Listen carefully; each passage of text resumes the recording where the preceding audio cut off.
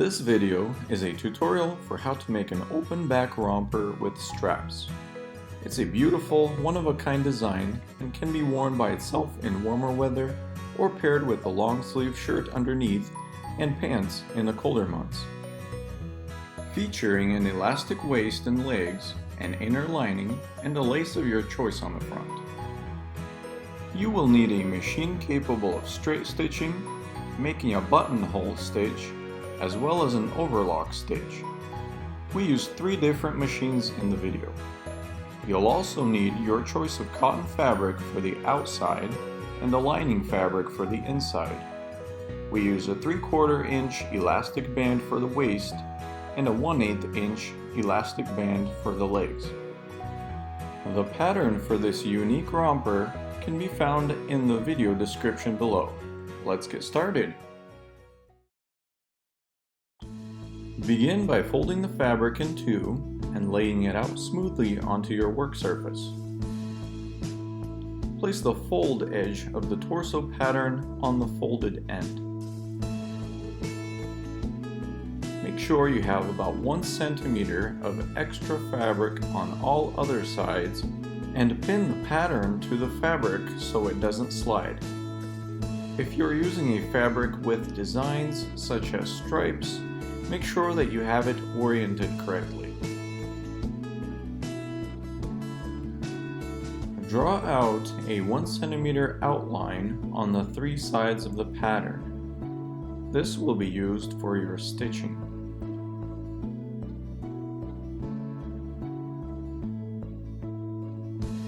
Cut out the pattern, taking care not to stretch or move the fabric.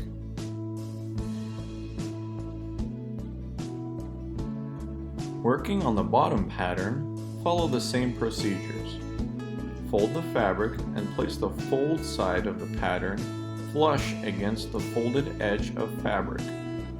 Leave 1 centimeter of space on all curved ends for the stitch. The band side of the pattern will need 1 1/4 inches space for the waistband. Pin the pattern, trace your lines, and cut out the pattern. Again, make sure to orient the pattern correctly so you don't end up with a design that's oriented vertically on top and horizontally on the bottom, or vice versa.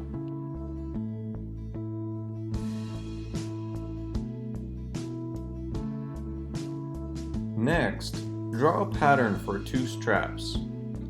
Again, we fold the fabric in half and mark the width of each strap to be 3 inches and the length to be 17 1/4 inches. The width will end up being about 1 1/4 inches when it's finished.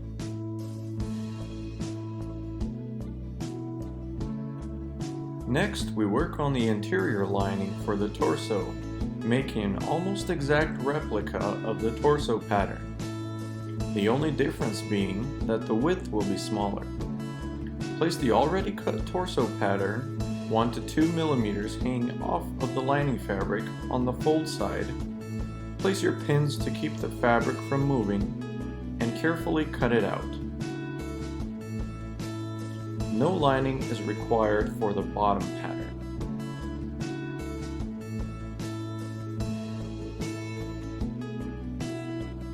Unfold the torso pattern and cut off a piece of your lace pattern, making it flush to the width of the chest. Note that your pattern should be inside out at this point, or in other words, your lace should be on the front side of the pattern, but the lining should be covering the front.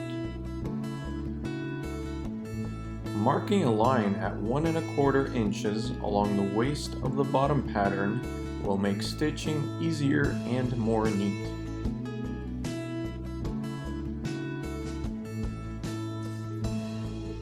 Now it's time to begin stitching.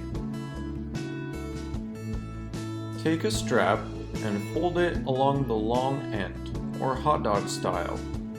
If your fabric has a design, the design should be on the inside. Use a straight stitch pattern about 1/4 inch in to stitch along the long end and on one of the shorter ends. leaving the other end open. This opening will later be used to invert the strap right side out.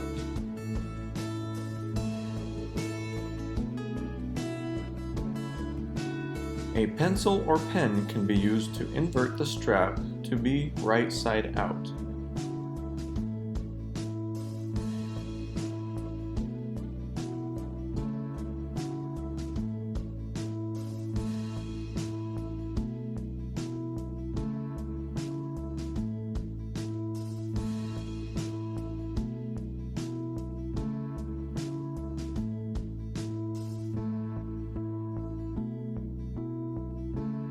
Use a needle or safety pin to pry out the corners. Do the same for the second strap. Use an iron to smooth everything out. Steam iron works best, but you can always use a regular hot iron with some water on the fabric.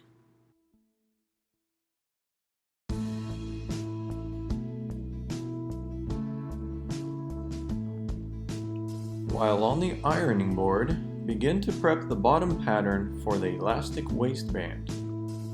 Make another line 7/8 of an inch from the 1 1/4 inch line mark. This will leave you with about 5/8 of an inch on the other end.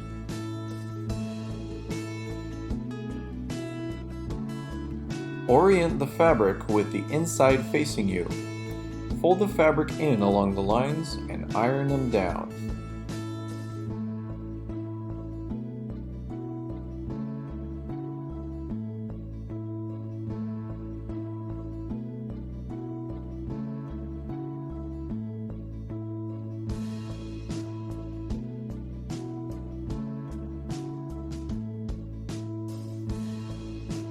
Going back to the torso pattern, lay the lace down about 1/4 inch lower than the fabric and pin it. Also pin the straps down, angling them slightly outward. When they flip back, they will be angled inwards towards the center of the back.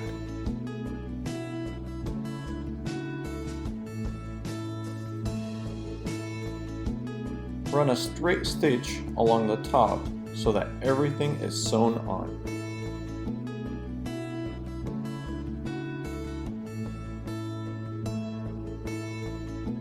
Place your lining fabric on top, pin it, and stitch it along the neckline.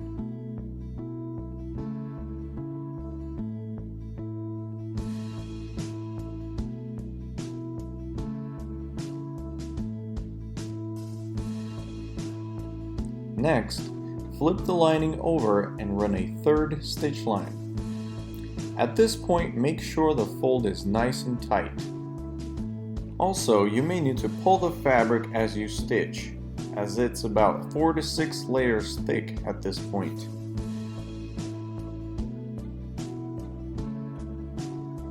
Let's go back to the bottom pattern where we'll work on getting the elastic waistband put in. Place the romper with the outside facing you. The inside should have those folds that were ironed in earlier. Run a stitch just above the first 1 1/4 inch mark that was made. You should be sewing 3 layers of fabric here.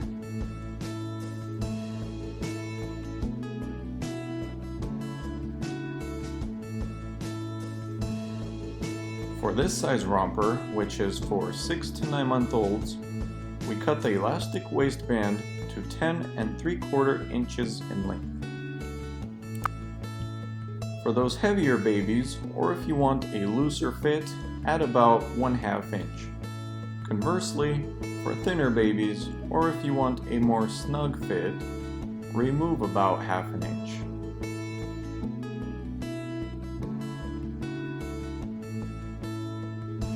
Using a safety pin to help with the grip, begin pushing the band through the waistline.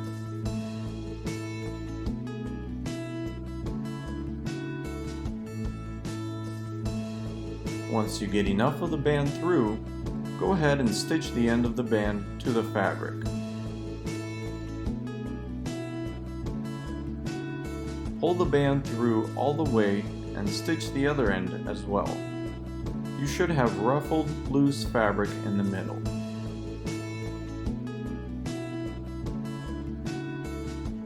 In the next steps, we begin to attach the top and bottom patterns together. This is where all the work begins to come together and can be a little bit confusing, so follow along and it'll work out great. Begin by placing the top pattern with the front facing you and the bottom pattern with the inside facing you. The two pattern fronts should be facing each other. Start pinning them together from bottom to top while making sure that there are no folds or loose fabric in the middle. Pin the lace to the top pattern as well. Next, fold the lining over everything and pin it along the side. Be sure to move the straps off to the side so that they don't get stitched along with everything else.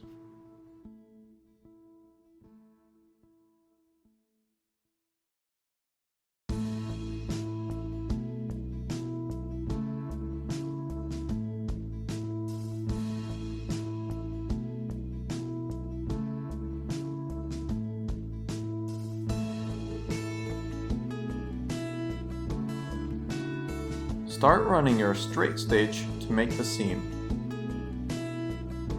Run over the elastic band a couple times to hold it together well. Once that side is finished, you may turn it right side out to check your work.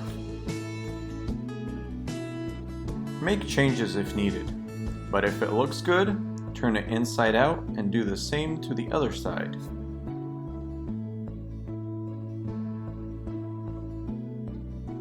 Turn it right side out and inspect your work.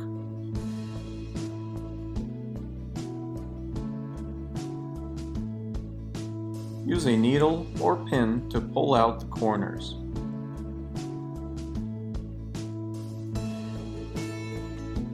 Next, we continue to sew together the bottom portion. With the bottom pattern inside out, line up the bottom portions of each pattern together along with the lining. Pin them and stitch them up. Any fabric that's loose, bring it to the middle to make a fold. It'll look great when it's finished.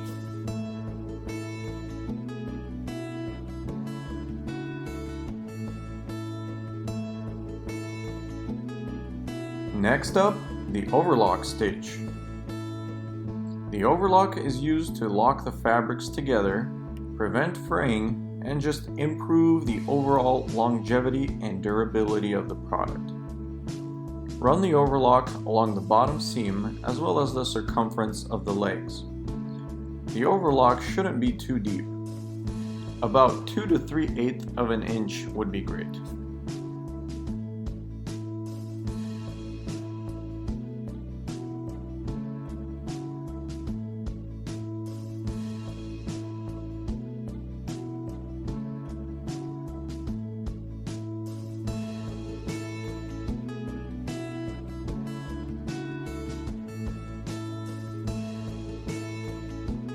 Once that's finished, turn the romper right side out and get your button stitch machine ready.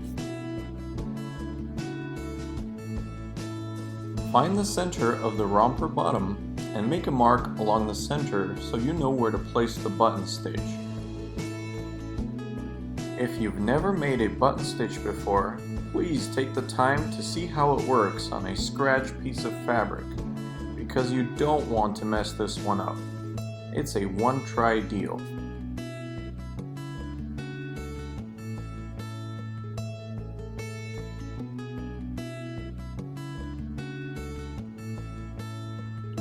Use a seam ripper to make a slit in the fabric.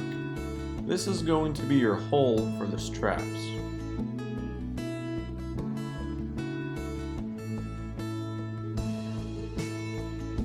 We use a 1/8 inch width elastic band for the legs of the romper. It holds the shape well and not too tight on the baby's legs, allowing for some variance between different body shapes. If you're making this for your own baby, measure the circumference of the baby's thighs for a perfect fit. Otherwise, the band can be measured from the bottom end of the pant hole to the seam on the side. To finish the legs, turn the fabric inwards enough for the band to freely move inside. Begin stitching from the inside around the circumference of the leg, leaving a small portion unstitched. Keep the stitch centered on the overlock, as this will give your seam extra durability.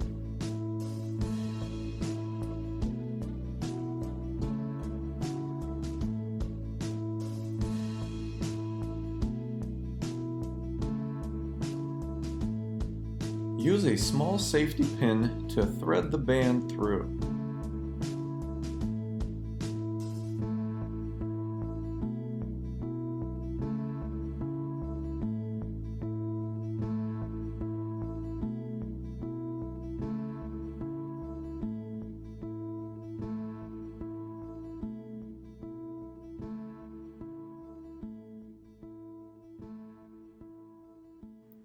Now, use a thin pin to keep the two ends of the elastic band together while you run a straight stitch back and forth between the ends to hold them together. Once that's finished, go ahead and complete sewing along the circumference of the hole for the legs. Repeat the steps for the other leg. That's it! Your romper is finished. Please visit our Etsy store linked in the video description below to see what we have available. Please like, comment, and subscribe if you found this video to be helpful to encourage us to make more such content. God bless.